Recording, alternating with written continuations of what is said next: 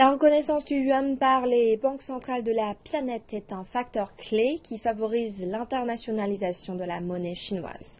De nombreux responsables de banques centrales ont exprimé leur intérêt et leurs préoccupations à propos de cette monnaie lors de la réunion conjointe du FMI et de la Banque mondiale qui s'est tenue le week-end dernier.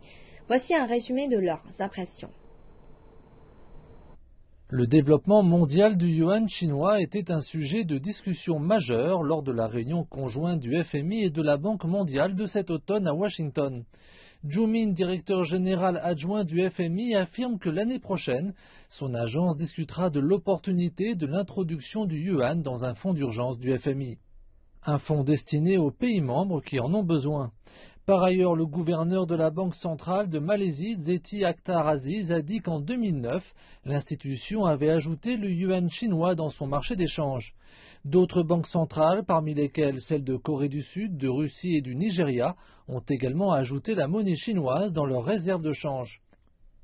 Le gouverneur de la Banque centrale de Chine, Zhu Xiaochuan, a salué la mondialisation croissante du yuan, tout en reconnaissant que le manque de transparence sur les marchés financiers du pays avait freiné l'intérêt pour l'investissement en yuan.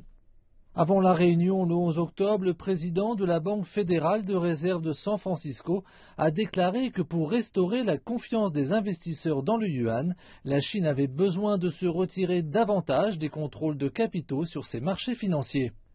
Les statistiques du FMI indiquent qu'à la fin du deuxième trimestre, plus de 60% des réserves de change dans le monde étaient composées d'actifs en dollars américains.